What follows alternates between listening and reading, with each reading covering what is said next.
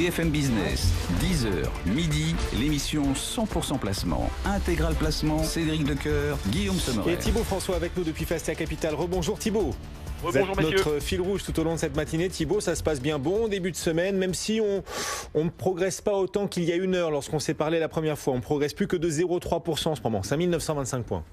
Exactement, on a rendu quelques points au marché, on gagne plus que 0,33, on gagne 0,64 tout à l'heure, on a reperdu une vingtaine de points sur l'indice CAC 40, mais le marché est quand même plutôt entre guillemets facile ce matin.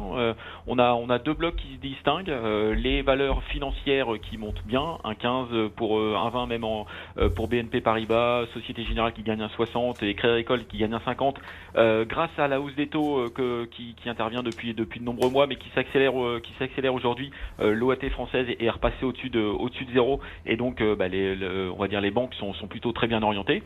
Et aussi ce qui entraîne le marché à la hausse, c'est aussi le secteur manufacturier, en tout cas les valeurs qui sont sensibles au cycle manufacturier. On a Arcelor notamment qui gagne un 75, on a Total qui gagne un 10, on a Eramet en dehors du CAC 40 qui gagne autour de 3%, ça fait suite aux bons chiffres manufacturiers que l'on a eu ce matin en France, donc ça se redresse, c'est plutôt bien. Et puis en Chine aussi, c'est une surprise, avec de bons chiffres manufacturiers chinois, donc qui entraînent une partie de la cote à la hausse, et donc le CAC 40 est plutôt dynamique encore, avec une hausse de 0,34% pour le 5925 pour le CAC 40. En effet, le 10 ans français qui repasse positif, très légèrement d'un cheveu, plus 0,02 en ce moment. Qu'est-ce que ça vous inspire, Thibaut ?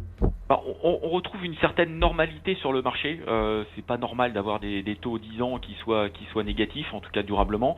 Donc on va retrouver une certaine normalité sur le marché, ce qui est plutôt bien. Je pense que ça va continuer dans ce sens, à savoir une remontée lente des taux longs sur les prochaines semaines, sur les prochains mois. Ça montre aussi un certain optimisme sur le marché. Je pense que les indicateurs sont un petit peu plus favorables. On a peut-être vu le point bas d'un point de vue manufacturier sur ces dernières semaines, notamment en Allemagne. Donc les investisseurs sont un petit peu plus confiants. Une remontée des taux est tout à fait logique et plutôt saine pour le marché. Donc voilà, donc c'est plutôt, on va dire, des indicateurs intéressants pour le marché, de retrouver des taux qui sont entre guillemets normaux. On suit aussi un secteur intéressant aujourd'hui avec les ventes de voitures neuves qui, sur le papier comme ça, ont l'air de finalement plutôt pas mal tenir et résister, le secteur automobile. Oui, et effectivement, pareil, c'est plutôt des réactions, on va dire, normales. Renault qui gagne un 42, Peugeot qui gagne 0,32. C'est aussi l'écart un petit peu par rapport aux ventes neuves en France sur le mois de novembre. Plus 0,65 pour le marché français, donc ce qui est pas si mal que ça, parce qu'en plus il y a eu un jour ouvré de moins sur le mois de novembre. Donc on va avoir une tendance qui va être finalement flat sur l'année 2019.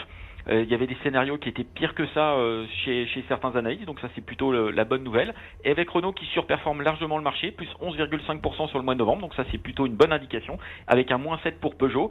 Peugeot qui avait plutôt cartonné l'année dernière, donc c'était plutôt un effet de base, on va dire, défavorable pour Peugeot. Et puis sur Renault, surtout c'est que l'alliance semble se mettre en place.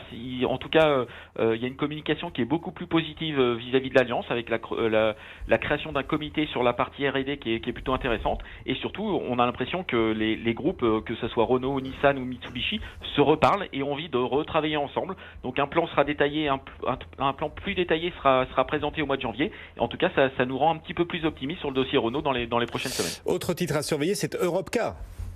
Et bien sûr Europcar qui fait l'actualité ces dernières semaines. On a vu la communication de Razeo il y a une dizaine de jours, avec sa volonté de faire évoluer sa participation. Alors on pense à une cession donc partielle ou totale du groupe dans Europcar. Europcar est plutôt dans une situation plutôt difficile d'un point de vue opérationnel. Ils ont revu en baisse leurs objectifs sur l'année 2019 après un T3 qui est quand même en dessous des attentes.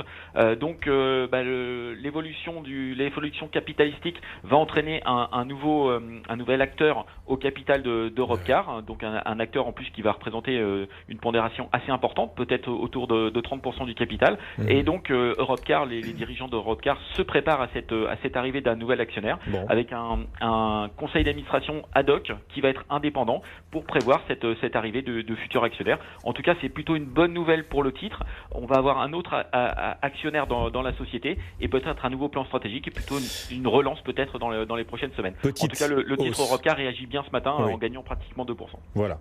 1,7%, 4,22 €. Ce titre Europcar. Merci beaucoup Thibaut. Les gagnants, les perdants de cette séance, le panorama complet. Thibaut François nous accompagnait depuis Fastia Capital. Un petit coup d'œil sur le reste de l'actualité et à 3